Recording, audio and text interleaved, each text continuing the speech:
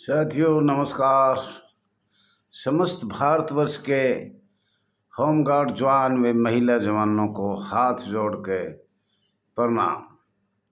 साथियों, वैसे तो आपको अब सब पता लग गया, व्हाट्सएप पे आ गया, यूट्यूब पे आ गया। भारत सरकार ने या आपके बहुत से जैसे दर्शित IAS और बहुत से लोग जो ट्रेनिंग कर रहे हैं, उनको सब कुछ जब हम गुलाम बनाए, जब से आज तक 1773 से आज तक अंग्रेजों ने जो हमारे साथ किया, उसके पश्चात अखिल भारतीय कांग्रेस ने किया, वो आपको सब कुछ ज्ञान हो गया। लेकिन साथियों, आपका अपना channel RS Dahiya x home guard में स्वागत है और मैं आपसे हाथ जोड़ के निवेदन करता हूँ, हमारे पास और कोई रास्ता नहीं है। Number 1, all India home guard welfare association register number 34,987 के पास आर्थिक सहायता 10,000, 5,000, 3,000 प्रत्येक जवान से आज तक नहीं लिया। मतलब आर्थिक सहायता में हम बहुत कमज़ोर है, all India home guard welfare association. बाकी संस्था तो जिसके पास रजिस्टर्स नहीं है, जो ऐसे चल रहा है, उनकी मैं कोई बात नहीं करना चाहता, लेकिन मैं सिर्फ अपने इसकी करना चाहता हूँ। दूसरा, हमारा कोई ऐसा कोई मंत्री या राजनीतिक पार्टी नहीं है कि हमारे होमगार्ड गृह रक्षक बल, अर्धसैनिक बल की आवाज़ उठा दे। आगे इनके साथ अंग्रेजों के शासन से पहले ये मांग है और जब से औद्योगिक विवाद चल रहा था, लेकिन आज तक इस पर सुधार नहीं हुआ। हमारी संस्था जो सशस्त्र बल है, तो साथियों, आपकी एकता का परिचय हो तो भी हो सकता है, लेकिन वो भी हमारे में टुकड़े टुकड़े एक एक स्टेट में 4-4 अवैध रजिस्ट्रेशन नंबर नहीं है। और साथियों, एक हाथ जोड़ कर अपील करना चाहता हूँ, आवारा इधर उधर मत करो। आपसे मुझे बहुत आस है, आप मीटिंग जब भारत में करो या इस संस्था में करो तो जंतर मंतर करो, ताकि सरकार को पता रहे। मैं ये देश विदेश की बात नहीं कर रहा, मैं एक भारत के दिल्ली की बात कर रहा हूँ। दिल्ली में जब मीटिंग हो तो आप इधर उधर दाएं बाएं मत करो। कोई किसी से बोल रहा है, कोई किधर से बोल रहा है, सरकार को अवगत कराओ। व्हाट्सएप का प्लेयर मत बनाओ, व्हाट्सएप पे झूठी साची मत लिखो, और उनकी कोई अहमियत भी नहीं है। साथियों, चाहे अगर आपने होटल में करना है, आपने कहीं वैसे करना है, तो कहीं भी मीटिंग कर सकते हो, दिल्ली का नाम क्यों लेते हो? तो ये मेरा हाथ जोड़ के अपील है आपसे, हाथ जोड़कर।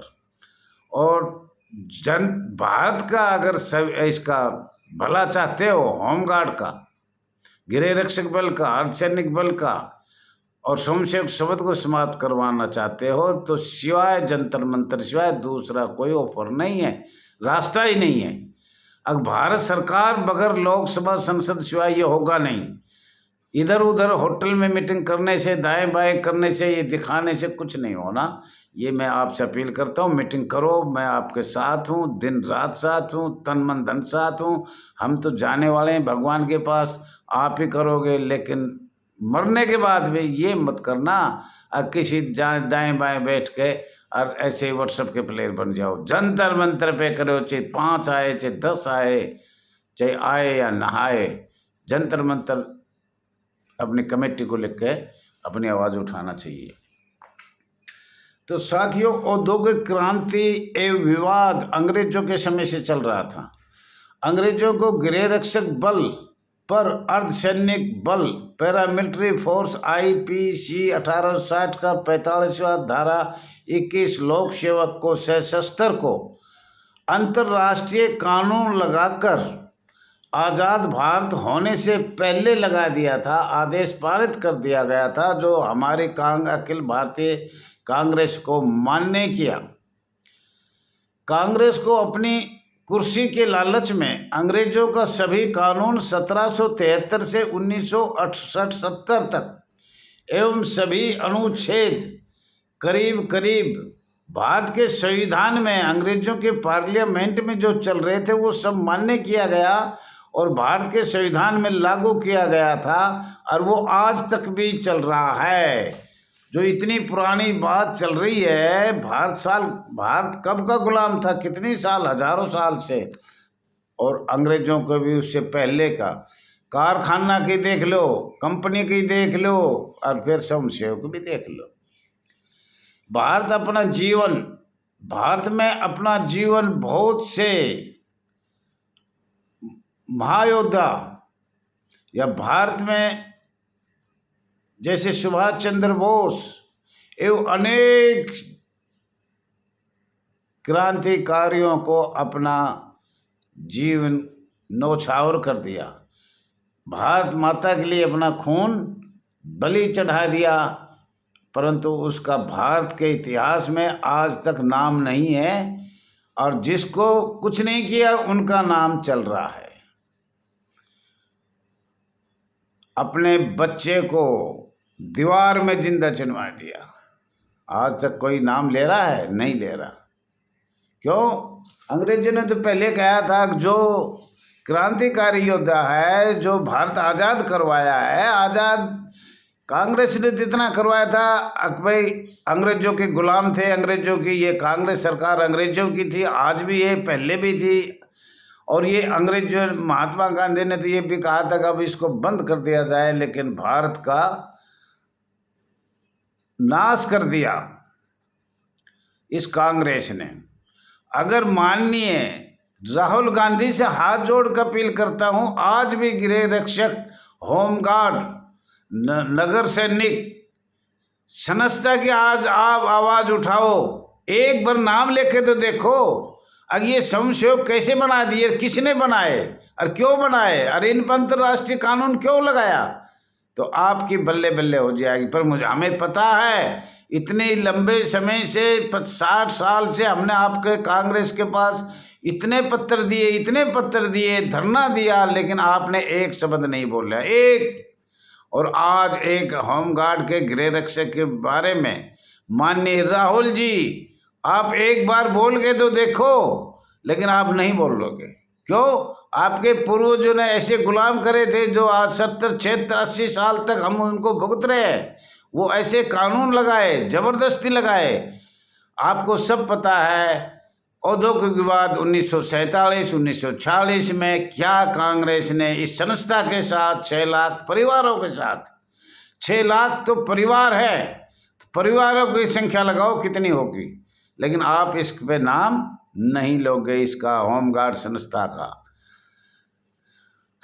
साथियों, वैसे तो गृह रक्षक जवानों के साथ इस संस्था के साथ किया गया था, वैसा व्यवहार आज तक किसी के साथ नहीं हुआ, किसी के आजाद भारत में नहीं हुआ।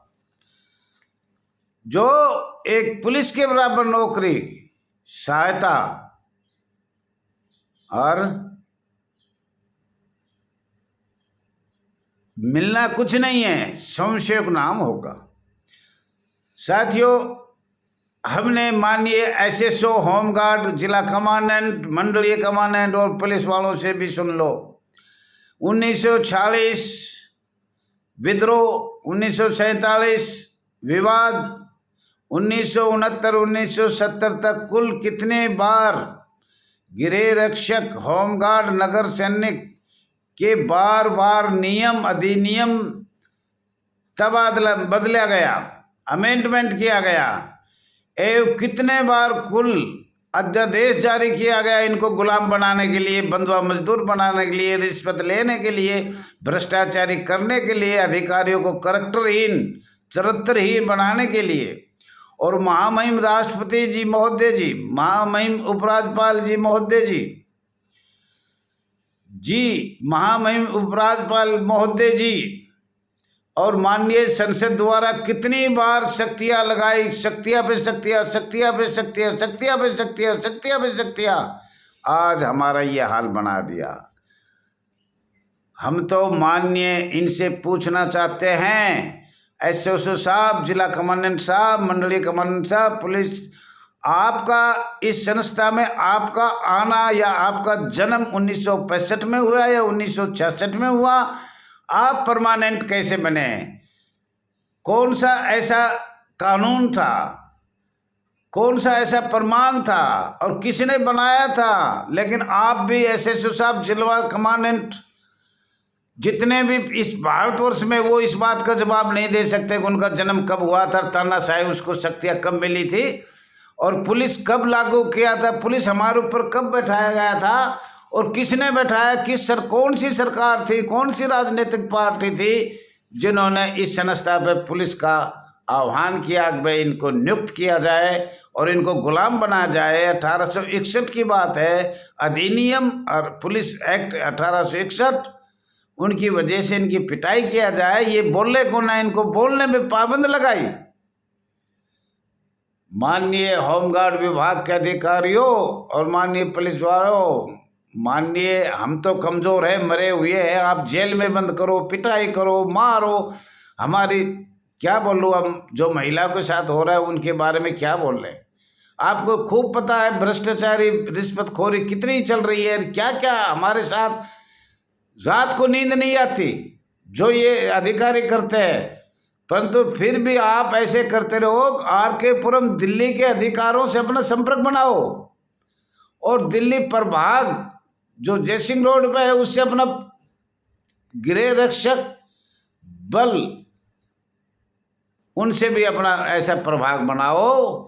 हम तो रोड पे आ गए, लेकिन आप रोड पे मत आना, आपका चूल्हा नहीं जल पाएगा। आपका चूल्हा कैसे जलाओगे, ये हमारे से ही चल रहा है।